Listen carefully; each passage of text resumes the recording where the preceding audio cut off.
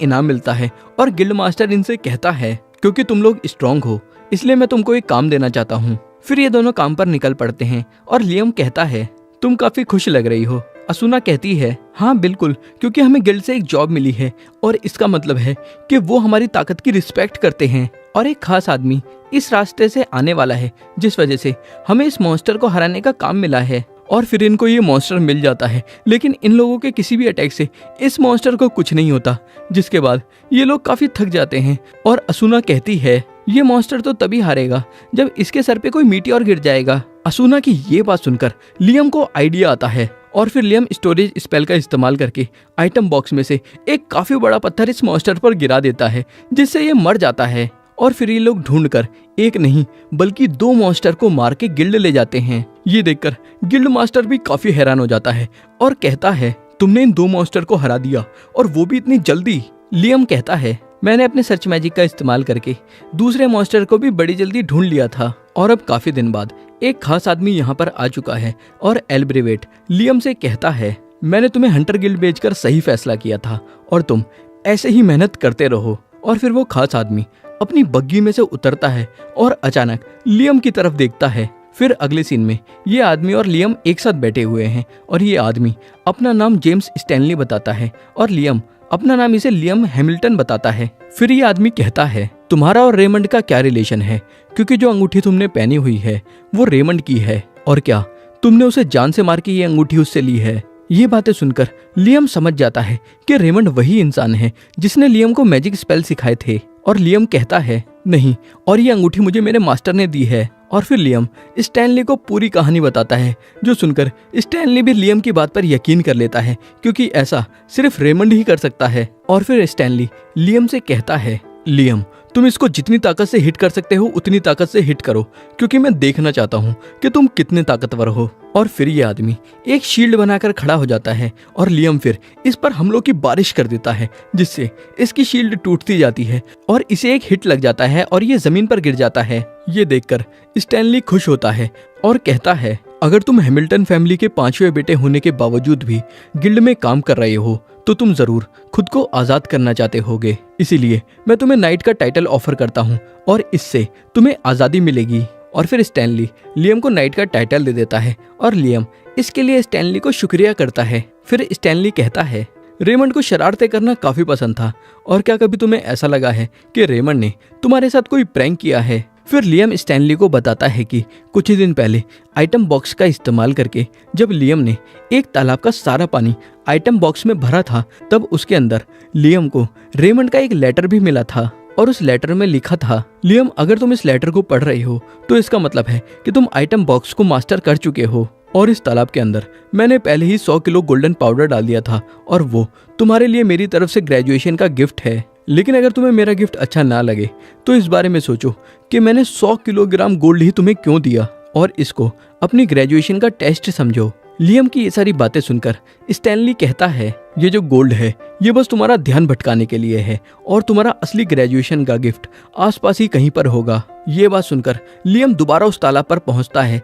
और item box के अंदर तालाब का सारा पानी भर देता है और फिर आइटम बॉक्स में से लियम गोल्ड का पाउडर बाहर निकाल देता है और फिर गोल्ड के पाउडर के बाहर निकलने के बाद वहां पर एक खुफिया रास्ता खुलता है और लियम उस रास्ते के अंदर जाकर देखता है कि अंदर एक ग्रीमोर और एक लेटर पड़ा हुआ है और इस लेटर के अंदर लिखा है लियम ये तुम्हारा असली ग्रेजुएशन का गिफ्ट है और ये ग्रीमोर एक मैक्सिमम लेवल की ग्रीमोर है और मैं इसको इस्तेमाल नहीं कर पाया, लेकिन मैं उम्मीद करता हूँ कि तुम इसको इस्तेमाल कर पाओगे। और इस ग्रीमोर को देखकर लियम काफी एक्साइटेड हो जाता है और पूरी रात इस ग्रीमोर में से मैजिक स्पेल करने की कोशिश करता रहता है और सुबह होने के बाद लियम इस ग्रीमोर में से एक अनदर वर्ल्ड नाम का स्पेल कर पाता है और इस स्पेल से लियम के सामने एक दरवाजा आ जाता है और लियम फिर इस दरवाजे के अंदर घुसता है और देखता है कि यहाँ पर खाली स्पेस है। फिर लियम इस स्पेल के बारे में पढ़ना शुरू करता है और ये स्पेल बिल्कुल आइटम बॉक्स की तरह है, बस इसमें ये फर्क है कि इसमें सामान के अलावा इंसान भी घुस सकता है, लेकिन जिस आदमी ने ये स्पेल किया है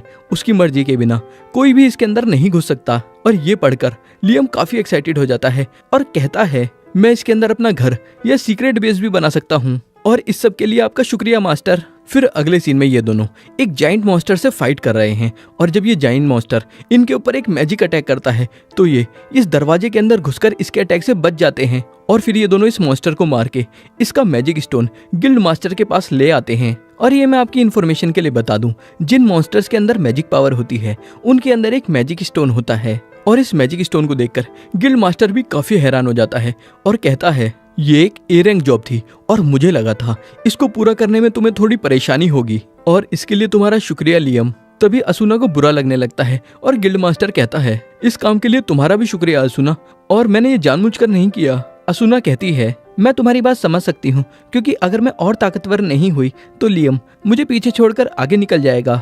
गिल्ड मास्टर कहता है अगर ऐसा है तो क्यों ना तुम लियम की फैमिलियर बन जाओ। लियम कहता है लेकिन ये काम तो हम मॉन्स्टर के साथ कॉन्ट्रैक्ट करके करते हैं। गिल्ड मास्टर कहता है आमतौर पर लोग मॉन्स्टर के साथ कॉन्ट्रैक्ट करते हैं जिससे वो और अच्छे से फाइट कर सके, लेकिन ये काम तुम इंसानों के साथ भी कर सकते हो।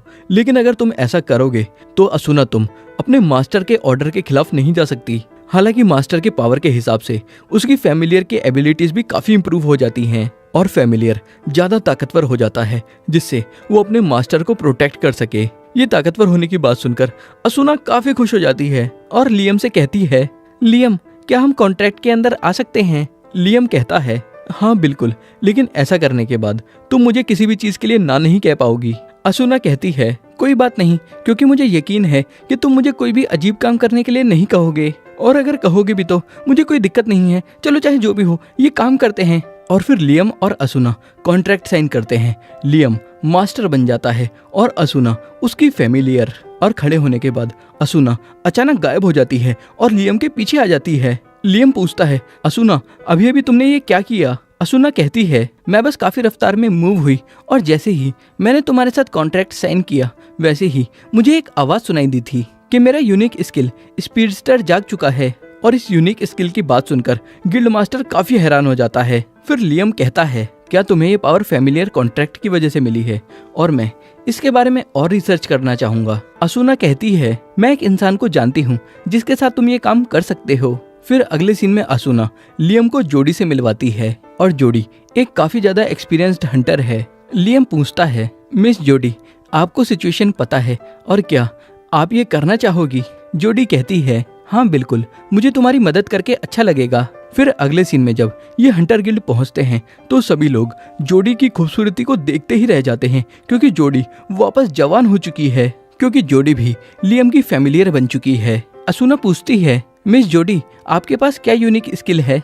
जोडी कहती है मैं अभी आती हूँ, और थोड़ी देर में जोडी अपने साथ 2 सैंडविच लेकर आती है और फिर जोडी ये सैंडविच एक हंटर को देती है जिसको काफी सारी चोटें लगी हुई हैं, और इस सैंडविच को खाते के साथ वो हंटर पूरी तरीके से ठीक हो जाता है। और जोडी कहती है मैं जो खाना बनाती हूँ उससे मैं लोगों की चोटों को ठीक कर सकती हूँ। फिर अगले सीन में लियम को स्टैनली ने मिलने के लिए बुलाया है और स्टैनली कहता है इस किंगडम की पहली प्रिंसेस स्कारलेट को तुम्हारे अंदर काफी इंटरेस्ट है, क्योंकि तुम सिर्फ 12 साल की उम्र में ही ए रैंक जॉब कर पा रहे हो और तुम्हारे फैमिलियर के पास यूनिक स्किल है, और इसके अलावा तुम एक साथ 11 मैजिक स्पेल कर सकते हो। और इस सब की वजह से प्रिंसेस का तुम्हारे अंदर इंटरेस्ट बना है और तुम्हें अपने स्किल्स का प्रदर्शन उनके सामने जाकर करना चाहिए। लेकिन लियम कहता है क्या कोई तरीका है जिससे मैं इस काम के लिए उनसे मना कर सकूं।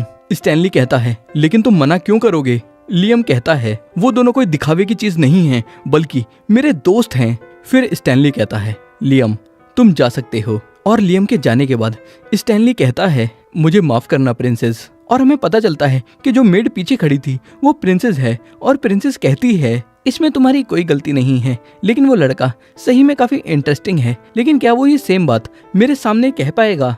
और अभी लियम हैमिल्टन को प्रिंसेस स्कारलेट ने अपने पास मिलने के लिए बुलाया है और प्रिंसेस स्कारलेट लियम से कहती हैं लियम हैमिल्टन चलो सीधा मुद्दे पर आते हैं और तुम मुझे बताओ कि तुमने कार्निवोरस कैटरपिलर्स और जाइंट फ्रॉग को कैसे हराया।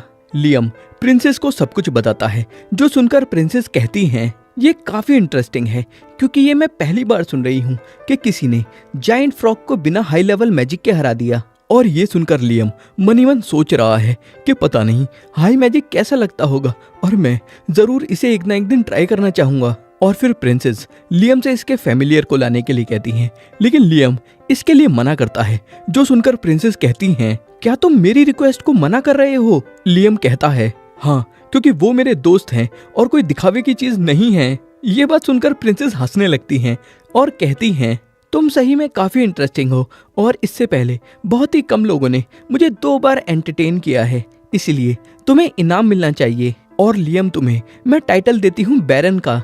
लियम कहता है, बैरन? और मैंने ऐसा कोई काम नहीं किया है जिसके लिए मुझे ये टाइटल दिया जाए। प्रिंसेस कहती हैं, तुम्हारा मुझे एंटरटेन करना काफी है और ये है एक ग्रीमोर जिसके अंदर फैमिलियर के कॉन्ट्रैक्ट्स के बारे में लिखा हुआ है। और लियम इस ग्रीमोर को लेकर बहुत खुश हो जाता है और प्रिंसेस को इसके लिए शुक्रिया कहता है, जो देखकर प्रिंसेस हंसने लगती हैं और कहती हैं, तुम काफी इंटरेस्टिंग लड़के हो, क्योंकि तुम बैरन के टाइटल को लेकर नहीं बल्कि इस ग्रीमोर को लेकर ज्यादा एक्साइटेड हो। फिर सीन शिफ्ट होता है और अब लियम इस नई ग्रीमोर में से मैजिक सीख रहा है, लेकिन तभी यहाँ पर ब्रूनो आ जाता है और लियम को बैरन बनने के लिए कॉन्ग्रेचुलेट करता है और फिर कहता है, एल्ब्रिवेट इस समय तुमसे काफी जल रहा होगा, क्योंकि बैरन बनने के बाद तुम्हारा स्टेटस पापा से भी ऊपर पहुंच चुका है। फिर अगले सीन में शाम को गैलरी से गुजरते हुए लियम एल्ब्रिवेट को गुड इवनिंग कहता है, लेकिन एल्ब्रिवेट थोड़े गुस्से में कहता है, तुम देखते जाओ कि मैं क्या करता हूँ। और फिर एल्ब्रिवेट गुस्से में सोचता हुआ जा रहा है, ये कैसे हो सकता है, क्योंकि उसे तो एक बेकार 5वां बेटा होना चाहिए, लेकिन अब वो एक बैरन है। और फिर जब एल्ब्रिवेट देखता है कि 2 मेड्स लियम के बारे में बातें कर रही हैं और लियम की तारीफ कर रही हैं, तब एल्ब्रिवेट को गुस्सा आ जाता है और एल्ब्रिवेट इन दोनों को डांटता है और फिर इनसे पूछता है, मुझे बताओ कि तुम्हें क्या लगता है कि हम दोनों में से कौन ज्यादा ऊपर है, मैं या लियम? मेड थोड़ा घबराते हुए एल्ब्रिवेट को ज्यादा ऊपर बताती है और एल्ब्रिवेट गुस्से में आगे बढ़ जाता है और सोचता है, मैं सबको दिखा दूंगा कि मैं भी कुछ अचीव कर सकता हूँ और लियम जो कुछ कर सकता है वो सब मैं भी कर सकता हूँ। फिर अगले सीन में लड़के खड़े होकर असूना और जोडी की खूबसूरती को देख रहे हैं और जोडी लियम से कहती है, मैं एक बार फिर कहना चाहती हूँ कि मुझे आपके साथ काम करके अच्छा लगेगा मास्टर। लियम पूछता है कि तुम मुझे मास्टर क्यों कह रही हो? जोडी बताती है कि हमारा रिश्ता मास्टर और सर्वेंट का है। लियम कहता है, इस बात की चिंता तुम मत करो और तुम मुझे मेरे नाम से बुलाओ। जोडी कहती है, अगर ऐसा है तो मैं तुम्हें लियम कहूंगी। और लियम की मैच्योरिटी को देखकर असूना और जोडी लियम की तारीफें करती जाती हैं, जो देखकर वहां खड़े हुए लड़कों को लियम पर बहुत गुस्सा आता है। और फिर ये लोग अपनी एक पार्टी बना लेते हैं और मॉन्स्टर्स का शिकार करते हैं और बड़े ही आसानी से मॉन्स्टर्स को हरा देते हैं। और फिर जोडी कहती है, ये तो कमाल हो गया, क्योंकि अब मैं पहले से भी ज्यादा अच्छे से देख पा रही हूँ। लियम पूछता है, क्या ये तुम्हारे लिए ज्यादा बड़ी बात है? जोडी कहती है, एक तीरंदाज के लिए उसकी आंखें ही सब कुछ होती हैं, क्योंकि अगर एक तीरंदाज देख नहीं सकता तो वो निशाना नहीं लगा सकता। जोडी की ये बात सुनकर लियम एक मैजिक स्पेल का इस्तेमाल करता है, जिससे जोडी पहले से भी और ज्यादा दूर बिल्कुल साफ साफ देख पा रही है। और फिर असूना भी एक इसी तरीके का स्पेल करने के लिए कहती है उस पर, लेकिन लियम मना करता है और कहता है, मैं तुम्हारी अटैक पावर बढ़ा सकता हूँ, लेकिन इससे हो सकता है कि अगर तुम किसी चीज को हिट करो तो उससे तुम्हारी ही हड्डी टूट जाए, लेकिन अगर मैं तुम्हारी भी सिर्फ आंखें बेहतर कर दूंगा तो उससे तुम पर कोई नुकसान नहीं होगा। और फिर जोडी तीर चलाती है और एक मॉन्स्टर को मार देती है जो इनसे बहुत ज्यादा दूर है। और फिर जब लियम, जोडी और असूना गिल्ड पहुंचते हैं तो देखते हैं कि गिल्ड में भगदड़ हो रही है और इन्हें पता चलता है कि एल्ब्रिवेट ने उस खतरनाक मॉन्स्टर पे से सील हटाकर उसको आजाद कर दिया है। और फिर लियम पहुंचकर देखता है कि मॉन्स्टर से लड़ने में सोल्जर्स की हालत खराब हो रखी है। और जैसे ही लियम एल्ब्रिवेट को देखता है, एल्ब्रिवेट लियम से कहता है, लियम, मैं इस काम में फेल नहीं होने वाला। तभी अचानक गिल्ड मास्टर एल्ब्रिवेट के सर पे डंडा मारकर उसे बेहोश कर देता है और कहता है, मेरे पास इस सब के लिए टाइम नहीं है। और लियम, आखिरकार तुम यहाँ आ ही गए। फिर असूना गिल्ड मास्टर से पूछती है कि यहाँ पर क्या चल रहा है और गिल्ड मास्टर इनको बताते हैं, वो राक्षसी ड्रैगन रेडन इन जंगलों में सील हो रखा था और उसको लियम के परदादा ने सील किया था, लेकिन अब उसके ऊपर से सील हटाई जा चुकी है। लेकिन अभी हम उस राक्षसी ड्रैगन रेडन को दोबारा सील नहीं कर पा रहे हैं, क्योंकि उसके बच्चे हमें आगे बढ़ने नहीं दे रहे हैं और उसके बच्चों ने ही इन सब लोगों का ऐसा हाल किया है। हालांकि काफी समय से सील होने की वजह से उस राक्षसी ड्रैगन रेडन को 1 हफ्ते का आराम चाहिए, जिससे वो अपनी ताकत दोबारा हासिल कर सके। और अगर हमने उसे दोबारा एक हफ्ते से पहले सील कर दिया तो हमें कोई दिक्कत नहीं होगी। फिर ये तीनों ड्रैगन के बच्चों से लड़ने के लिए जाते हैं और देखते हैं इन ड्रैगन के बच्चों का साइज एक छोटे डॉग जितना है। और फिर ये तीनों ड्रैगन के बच्चों से लड़ने की कोशिश करते हैं।